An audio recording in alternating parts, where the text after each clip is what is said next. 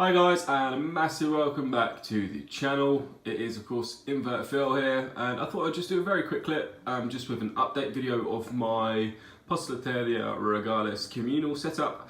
These guys seem to be really happy. There's lots of molts in here. I don't know if you can see one just there, and there's some on the floor. I've been looking on the ground regularly, checking to make sure that there's been sort of no signs of cannibalism or anything like that. I keep a very close eye on them. Obviously I can't count all 18 of them, but I can definitely see or count about 14 or 15 of them I've been able to. There's a couple more molts there. So yeah, some of them are really getting those long, you know, pokey style legs, whereas other ones have obviously got a little bit more molting to do. I had a couple of questions from people when I first set this up, just in regards to feeding and how much, you know, how to know how much to feed. For example, so what I do is I feed sort of weekly to 10 days. And I'll put, for example, 18 baby locusts, or I'll switch it out, maybe 18 mealworms, or a couple of, you know, some waxworms as well. I'll try and keep it around the number of spiderlings there are, and then just monitor it. If there's some left over after a few days, I will try and remove them. But it is tricky, as you can imagine, to open an enclosure with so many spiderlings in it and not have any escapees. Yeah,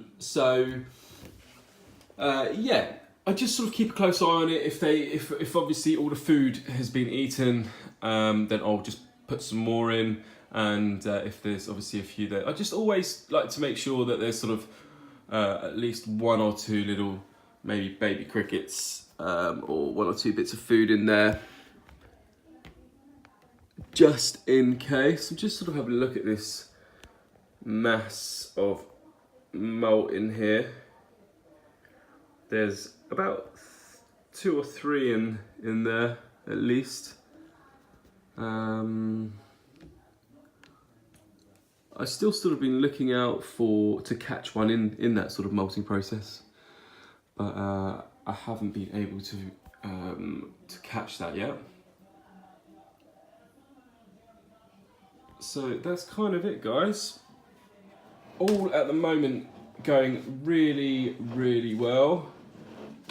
These enclosures, I really love them as well, because they seem to be pretty easy to maintain, and even taking off the roof, there is this sort of quite wide lip on the inside, so what you kind of end up with is that rim to stop them just climbing out freely.